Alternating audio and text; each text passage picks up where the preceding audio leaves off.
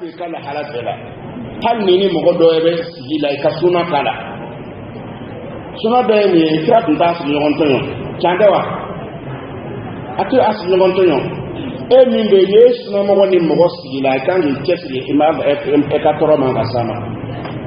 na kere ni ma ni bora kana ma ya fanyi na fiji pele lamba ni Allah subhanahu wa ta'ala kala kan ke suna na barabai oto menen ko ka boy amna hakku ni jama fe doni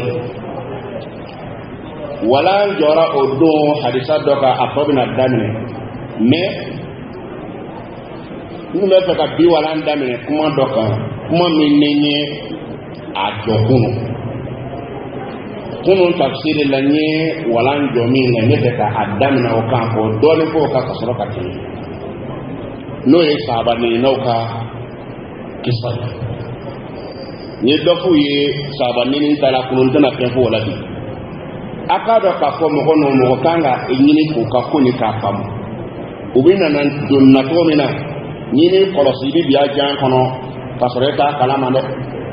mamin don ngani ko alakra so mau kanu joni de ki ni alama fareka joni de kila ulula ko kira so mau mabe arjine kala nyini bagala ni kanga alakra so ma do juguyawa mami na fola ko ala trafsuma kanu yaro kono kambe yere ka bara de ma chantewa o me mamu ko ko li ala trafsuma kanu bagaye awli ala trafsuma la dum bagawi takla kana ala traf musu besi mbo ala trafsuma yala o so mo yabe botuli ako ka kira ambe fe me musu ti ka suma yala ha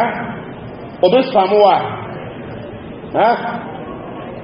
anya fawi kun Allah subhanahu wa ta'ala de ko korne kono annabi awla bil mu'minina min anfusihim wa azwajuhum ummahatuhum akwala kranna ka kotiya ka kan ka tamanya ka kirata yanyi anga kula ka tamanya ka anga ko de kirata kira de kanga jona anga koi wa ko kiram furumuso de akoy mu'minin be bawi ama bansa o ayi chama fo kan tina sibo kamle o ka tasira ni danger dobe ya mena dade so ma bi ka soro ka do anga wala ngono nabi fo ma ko muta jeneya modernisele ka dawla ko muta joni de bina fo ye no ni na don de fo ye awla silamau ay la mene kede mi mutai amena doni fo ala abolu bolo to bina anu bolo damba ka fo ko sharia do munga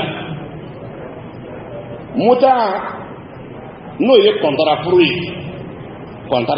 furu kontara ma abake ka dati kala na dati bana omi flani islamiyan na soro furu sugu chaman beje kono adode tunye minye me olu taw tunna to mana atuden to la numba kala to na tunte noyi mutai contrat ala kira sallallahu alaihi wasallam utara kele dola sahaba udikuna radiyallahu anhum uko kirama abi haketo koni beje ama yere kobo kira kogo gadamunga ako kananga demba o tejana ala kira sallallahu alaihi wasallam ako amasoma ni furu ni node abe cheka musufuru ya aka sigi konona na ba faka ba so atunda kale do ka koro sharia mana folo ka wuli sharia tu mana folo ka wuli kira ko yana ka kete akwa abisu ko ke na ka ya sigi bana o ya bani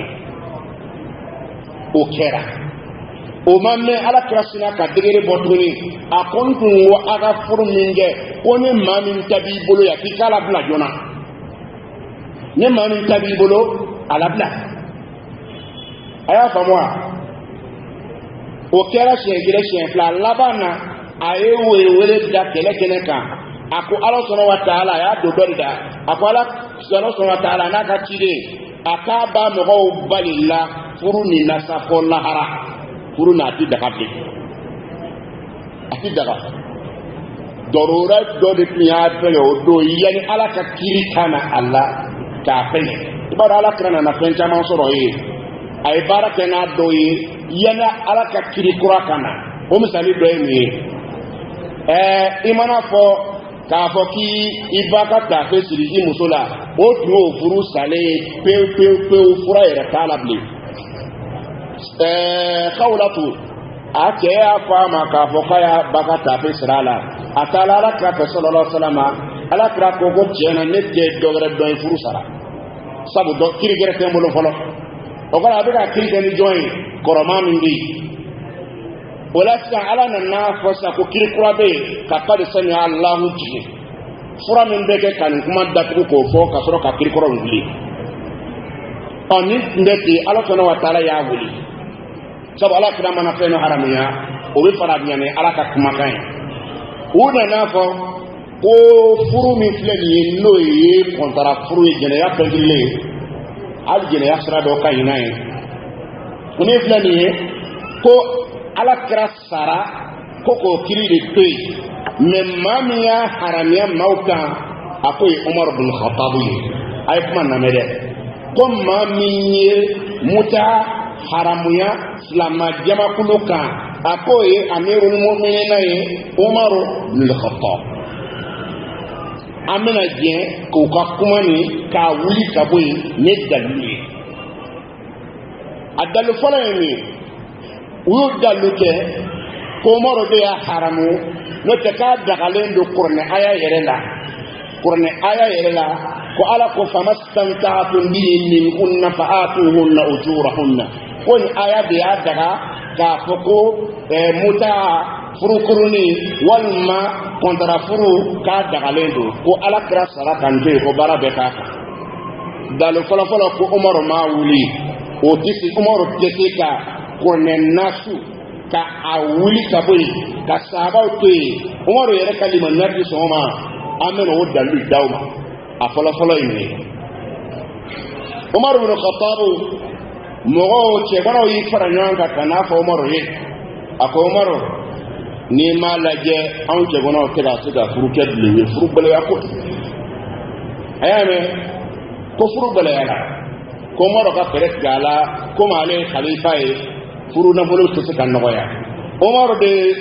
yɛlɛnna kutuba la ka mɔgɔw wele a k'u ma a ko furu nafolo bi kɔ ne maa min ye da dɔ fɔ ko ni furu nafolo tɛmɛna o ka bi ta kɔ a k'ale bo o sanfɛ ta min na ka t'o bila silamɛw ka wari bon kɔnɔ ka t'o bila silamɛw ka waganɛ kɔnɔ a ko n b'a kɛ ten kuma na mɛnɛ Umaru de y'o degere ta cɛbanaw ka lafiya kama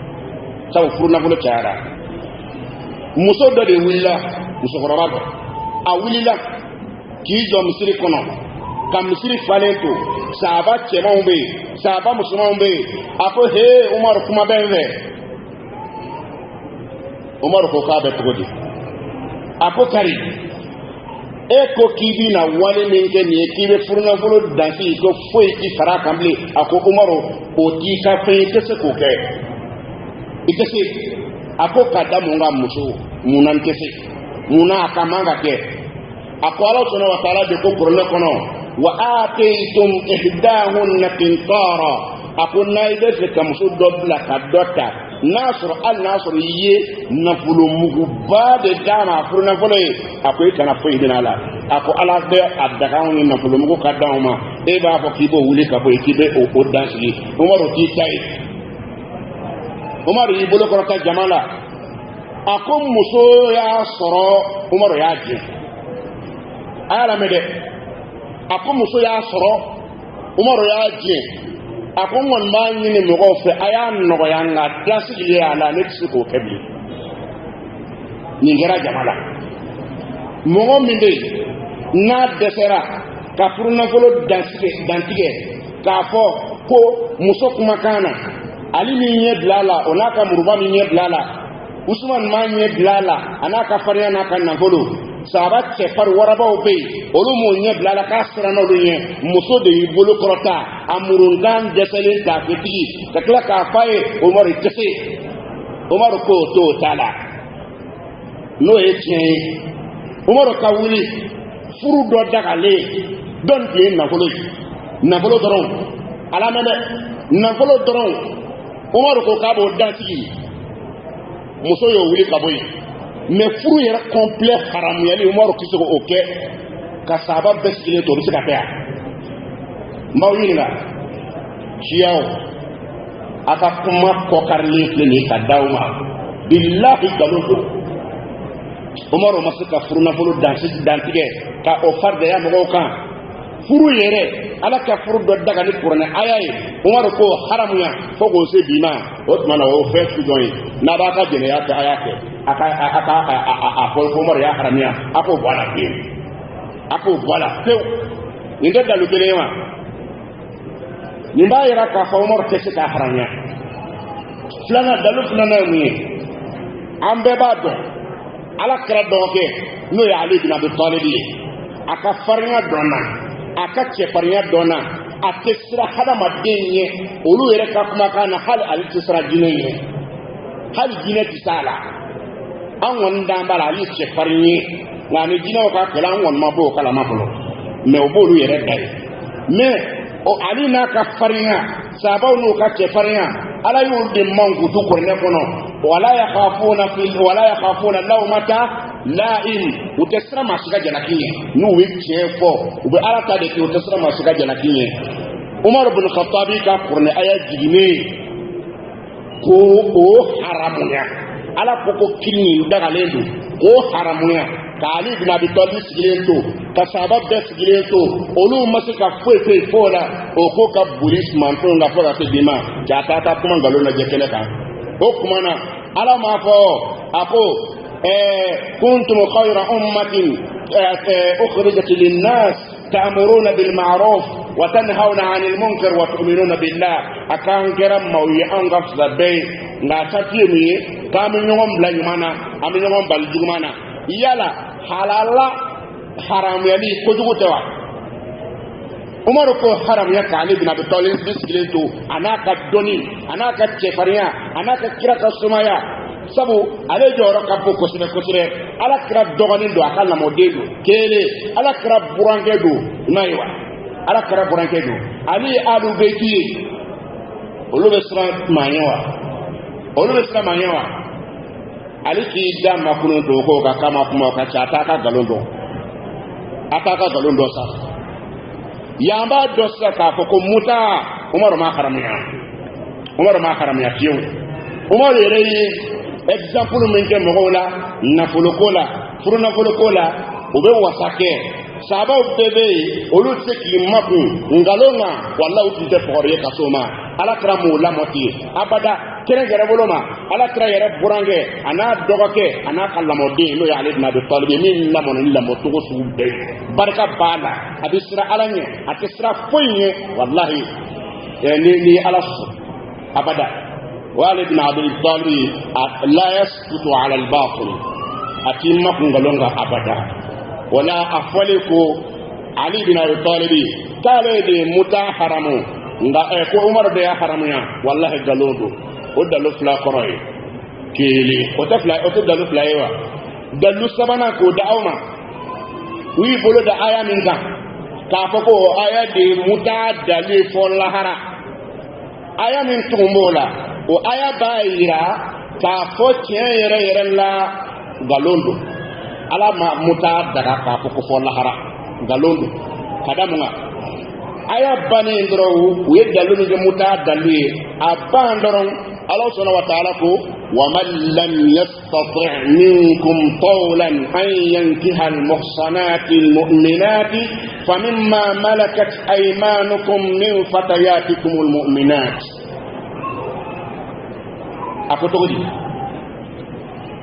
ako islamo ne furu gbele yala mamima horo muso furu na furu chayara ima yiwa ima siko soro wa ko basi tala e ka jɔnmuso furu jɔnmuso min ye muumina fi n'o ka n'a b'a furu a y'a furu ni jɔnmuso tigiw ka somaw o ka a bɛ mɔgɔ min bolo a y'a furu n'olu ka jɛn laban a ko cogo di wa an tasbiru ko nka a ka gbɛlɛya kun cɛgbɛlɛya gbɛlɛya kun ka jɔnmuso furu dabila khairul lakum ko de daka dawla de dalu tayɔrɔ ye min Ala subhanahu wa ta'ala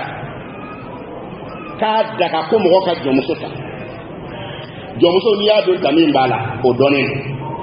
o ye nin silamɛya ka laɲiniba dɔ de ye ka mɔgɔw bɔ jɔnya la sɔn ka mɔgɔw ka hɔrɔnya o de kosɔn ni infraction dɔ kɛ dɔrɔn a bɛ jɔn ka hɔrɔnya bi kan a bɛ fɛ jɔnw ka bɔ mɔgɔw ka bɔ jɔnya la wa ni dun ye jɔnmuso furu e den bɛɛ hali ni ye den mugan sɔrɔ a bɛɛ jɔn silamɛya sariya la mun na Ala subhanahu wa ta'ala ka furu dɔ to yen furu min n'a musaka man ca furu min n'a gɛlɛya t'a la k'o furu ɲumanbaw to yen ka tila k'a fɔ mɔgɔw ye ko u ka jɔnmuso furu k'u yɛrɛ jeli kurun dɔ kɛ jɔn ye ko kura k'o bila o di mɔgɔw ma hakili bɛ sɔn o ma silama la mota filɛ olu yɛrɛ ka fɔ ka na a ko man ca i n'a tigi mana bɛn min kan de don piri la a bɛ tɔrɔmɛ a mana bɛn min ka piri la sabu olu yɛrɛ y'a fɔ cogo min na i n'a fɔ da bɛ s'a ma muta la dati tɛ a la a surunya n'a janya dati t'a la hali aw bɛ se ka ban ka ɛri 3 a bɛ furu labɛn ɛri 3 n'a tilala ɲɔgɔn na ɛri 3 kɔnɔ furu sara a bɛ se ka kɛ tile 1 a bɛ se ka kɛ kalo 1 a janyalen ba ka se digiri dɔ la o ka dɔnnibagaw ko k'o kɔnnen don sabu o y'a kɛlɛ furu yɛrɛ ye mɛ e ka yɔrɔ lajɛ e ni mɔgɔ bɛ se ka ban kan n'i degunna k'i degun 1000 b'i bolo a bɛnna su 1 kan k'i yɛrɛ ni lafiya Ala subhanahu wa ta'ala b'o to yen cogo di ka tila k'a fɔ mɔgɔ ka taa i yɛrɛ don jɔnmuso furu la k'i den kɛ jɔn ye est-ce que kuma faamuna wa Ala bɛ sɔn nin ma wa o kɔrɔ aya min d'an b'a kan u ka aya yɛrɛ kan o aya b'a yira k'a fɔ tiɲɛ yɛrɛ la muta dagalen tɛ billahi ni muta tun dagalen don Ala subhanahu wa ta'ala tɛ jɔnmuso furu daga e ma y'a tilalen laban na tugun dɛ a kun ye jɔnmuso furu daga a ka degun n'aw ka tɔɔrɔ de kosɔn ko mɛ i k'i to gɛlɛya kan ka degun to i kan i kana jɔnmuso furu fiyewu a ko khairul lakum o de daga daw la cɛ a tɛ kuma a ko ta k'a da ɲɛkɔrɔ ka lajɛ wa Ala k'a fɔ ko cɛbana ka to a ka cɛbanaya kan k'i sabali ko f'a ka taa hɔrɔnmuso furu nafolo sɔrɔ ka taa sɔrɔ muta bɛ daga a tile 1 ta bɛ daga a kalo 1 ta bɛ daga a san 1 ta bɛ daga a dun musaka man ca luwanse ko t'a la k'a fɔ k'i ka so sara t'i wajibi e kan muso ka musaka tɛ wajibi e kan a kɔnɔna na muso ka musaka foyi tɛ wajibi e kan a kɔnɔna na safunɛ santima fini santima foyi santima a furu nin kɔnɔna na kɔntara don dɔrɔn a ka ɲɔgɔn ni lafiya o dɔrɔn de don Ala subhanahu wa ta'ala k'o to yen ka tila k'a fɔ cɛbana ma k'a k'i sigi ka i bolo da i sen kan ko f'a ka hɔrɔnmuso furu nafolo sɔrɔ muta dagalen don nin t'a yira an na k'a fɔ k'o tɛ tiɲɛ ye wa a dalu dilen filɛ ma ni kuranɛ yɛrɛ kɔnɔ wallahi an y'a fɔ aw ɲɛna n'a y'a bolo de dalu min ka siyaw sabaninaw a yɛrɛ ka fɔ ma ko sabaninaw a y'a bolo de dalu min kan ko Umaru y'a haramiya silamɛw y'a faamu sisan Umaru ma haramiya fiyewu a dalu dir'i ma sabanan an y'a yɛrɛ la sisan k'a fɔ aya min yɛrɛ bɛ yen n'a y'a bolo da o kan k'o de y'a dalu ye aya min dan b'o kan Ala kɛli k'a fɔ ko jɔnmuso ka furu k'a sɔrɔ jɔnmuso furu de bɛ jɔnya se maa den ma ngo Ala tɛ sɔn k'a fɔ mɔgɔ den i k'i den kɛ jɔn ye ka furu to yen min ka nɔgɔn n'a ye o dun dagalen don k'a t'o yira an na a faamuna wa nin tɛmɛnen kɔfɛ ka bɔ yen muta nin ani sariya tɛ taga dalil do fana bi dima ali sharia ki taka kadamunga silamaya kono akunu fo bi afamiyalente ko silameke ni kera silamaye muso dol dagalen do yi muso nan tawa mazabu shima fonon gola masabu shima fonon gola qur'an yara de ko fankihu ma taba lakum min an-nisa مثنى وثلاثة وارباع فإن خفتم ألا تعدلوا فواحدة أو ما ملكت أيمانكم ألا فقاي مشوتا من بينهما كل إفلا سبا ناني نتسي داكلي داكلي ما مشوت أداتي ما فوا ويركا كتابو كونونا muso hakitala ni furu ni fleni no ye mutai hakitala de hakitala mena o dalu dima uyere ka hadisa dola atif ako an bakri bin muhammad al-azdi qal سألت أبا الحسن عليه السلام عن المتعة أهي من الأربعة فقال لا أبو الحسن نوي على مودين بي عليه السلام أقول من لا كم متع أكاد دايم نانيوا أكاد قاتيما أدان نانيوا مثل كمان فينا نيه أبو كسبنا نقولنا وي الكافي دي كافي او بلاسي امبولو او بي بينا فو بخاري بامبولو تومنو كافي فانا بو بولوتي ابو دي كونو كو دانتالا كو ادانتن ناني اوسسا جوليدو كما دور فانا بي اكو عن ابي بصير قال سئل أبو عبد الله عن المتعة أهي من الأربع فقال لا ولا من السبعين على من كو أبو عبد الله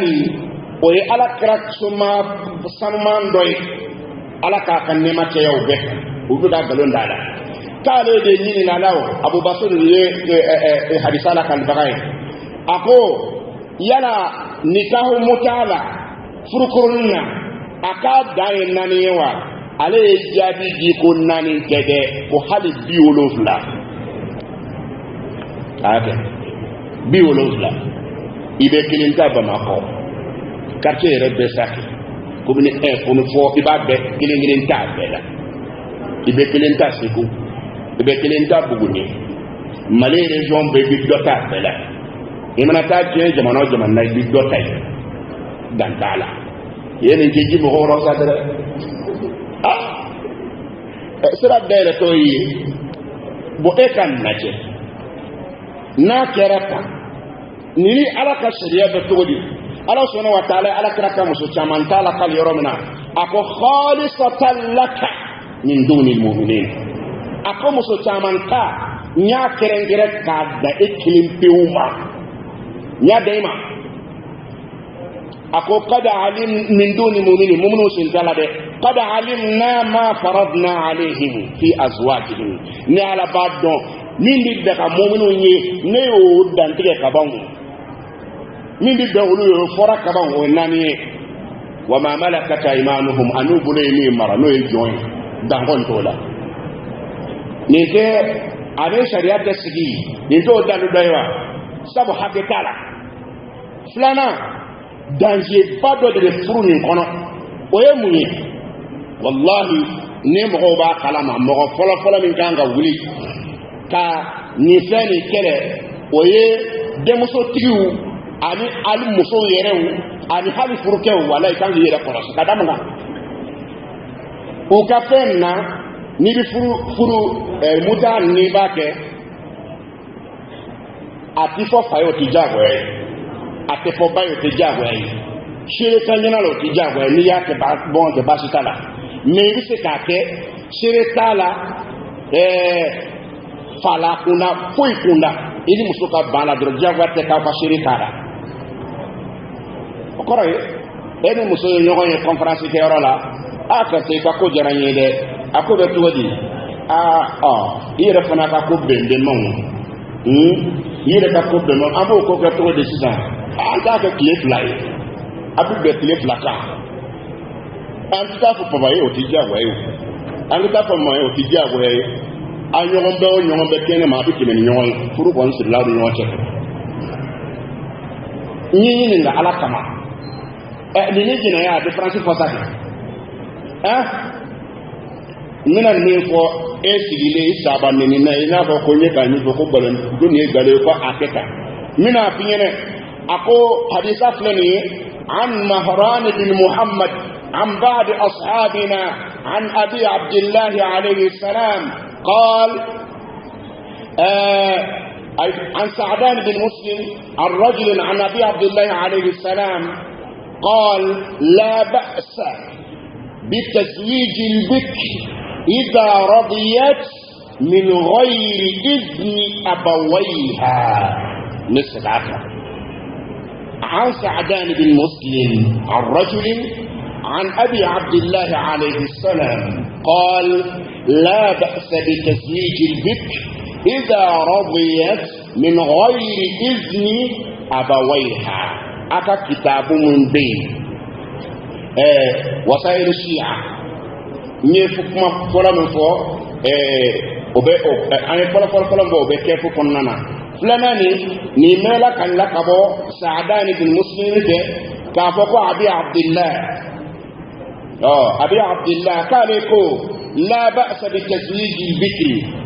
ko ngotem wala ika mbugotini madle kafuru ika mutaake nai na erejena nai na erejena nai kasai kadni na erejena nai ika mutaake nai kasura fama jia bama jia adaye faro kalaki demuso tigi wa aplo bala de nunga tabulon na e demuso kamlin baya ikare kono ako kartiere ka ko jarani nje fe ka ke gine ya me mba fe ka ke anga ke fruit kalo kele wal ma ko tanga ke ko nyon kele me ko jagwa te ko ka ta fu yen ndige yere ko ko kamene ngada e ka a foli fanyene ko te jagwe a foli fanyene ko te jagwe be de musot na boso be de musot na tiyen fruit wa aga ni ko ra kala ki de musot wa ku lo benna ne saba ni no ka tasra de abu bolo ko o ka kuma dola ko mbogotini ki kano furo ko kasoro ni ma jeyini la jabu ya ta jeyini ngula ka afunyene ni ngula ka dalu de man tene ka kuma ika e de muso ani mo ko kanyo ba ikene madron ka ko adu forene ka ba ko ni adu forene wallahi al clip al erkele furu bi sa to ka er flaw sa to ka er sara bi sa to ka abikime ni edde muso dron no klar dron ubena ne ngabo dama ubetaka erkele ko fe ubetaka er flaw ko fe ko jagwa te to ka feyene ndi yini nga ala kelen te kama ni to me pleni jene ya kera ere ta halo onyo soro mago katime ngawa jene ya nyo soro mago katime ngawa na kera ta e ko ebe ay jene ya fanya sa jene ni ayo ko jene ya kala ko fona bi bala de o te bala wa ubi bala kana ka kede sabane no be ka mo nege ni furu ke to mi ado de pleni ka furu ke ka soro jentala do mu ni wallahi kaba ko badi bola o mi muso anna furule e ya e be ka furu ko jagwa te sari muso korobale e ya e bra ka ko jare e be ka muta kenai idun ta do ce babu lol ma ce tabulo ko nyini ngali o te wati ki yere ma ko nyini ga imanga nyini ga ka ce kola mina dalu dima o de flani عن مهران بن محمد عن بعض أصحابنا عن أبي عبد الله عليه السلام قال قيل له إن فلانا تزوج امرأة متعة فقيل له إن لها زوجا فسألها فقال أبو عبد الله ولما سألها ولما سألها على مدى كو شادو دبي عليه مسودو دي فو متعلى مغاونا نافاين إيه مسوني انتا أكوتش بافي كوي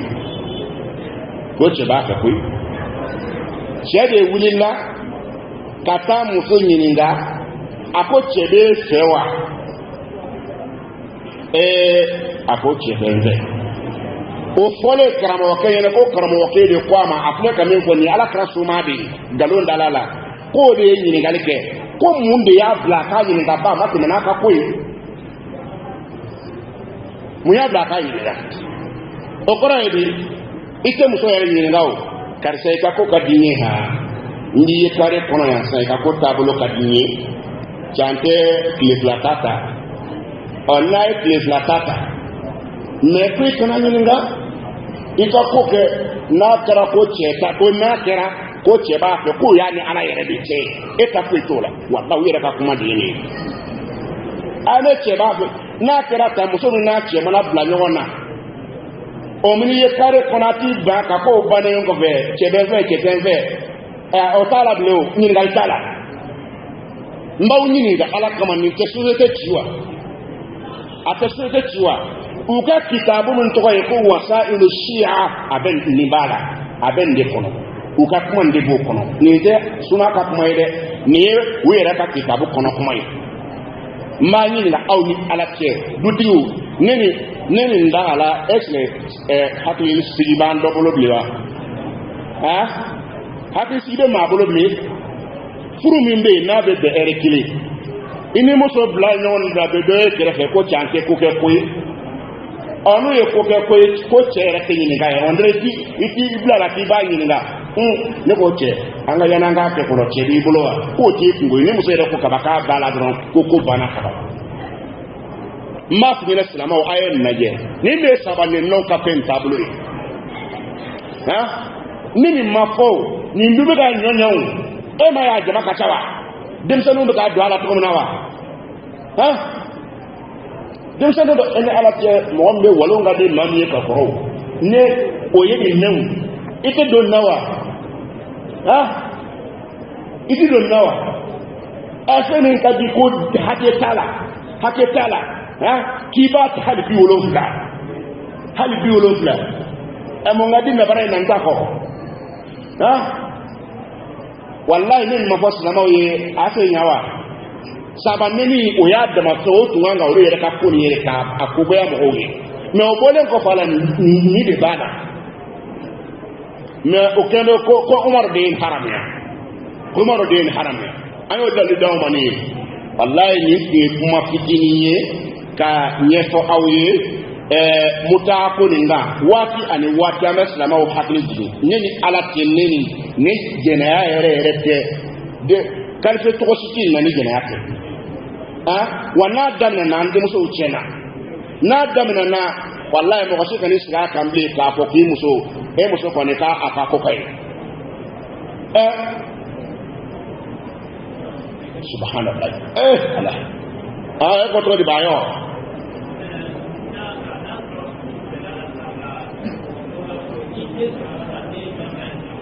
ewa ko kaba ko mi de ni mana sarala ce de do de yere di fana ka ko ni de barkama o de ko ka sharia la de nu me no de on tikiri ka bo de do ye muta de le bala muta de bola anga muta de barkama o fede jene ya de kon ha jene ya de le wa adone ko ko ala haramani ya ka jene ya de wa jene ya do dere o de la islamaw ayin korosi abade mo mbe lolu ka do ton na ya korosi de ikan ko tiri mana ko ka do saba ni ton na u b'a fɔ ko alubetu ani siyaw u b'o de fɔ u tɛ saba ni ma k'a sɔrɔ busan de b'u bolo sabaw kama olu ka tɔn ni n'i kan npogotigini donna la ni ala t'a kɔlɔsi dɛ n'o tɛ muta a bɛ se ka kɛ dɛ a bɛ se ka kɛ kɛ sabu a fɔra ko jawa tɛ k'e ka ɲininkaw e den bɛ walo na wala e ko k'i den taara kalan na ja bɛ bolo la mɔgɔ ma k'i kɔlɔsi o la wa est ce que muso kan ka taa wajibi yɔrɔ la wa taa n'a ye dɛ sabu a fɔra ko hali ni dɔ ɲɛ bɔra a fɛ k'u k'a kɛ dɔrɔn tile kelen ta kɛra ye kalo kelen ta kɛra ye o k'a man ka ɲininka ko muso yɛrɛ ka limaniya mana bila a ka se ka hun na minɛ ten k'a b'a kɛ ne kan tɛ dɛ ni ala cɛ ka na ala ka yafa a ma tiɲɛ na bi darsu tun ye Bukhari ye nka kunun an ye ninnu ka kuma min daminɛ an tun bɛ ka nin yɔrɔnin fara a kan a y'a lase a balimaw ma k'u k'u yɛrɛ kɔrɔ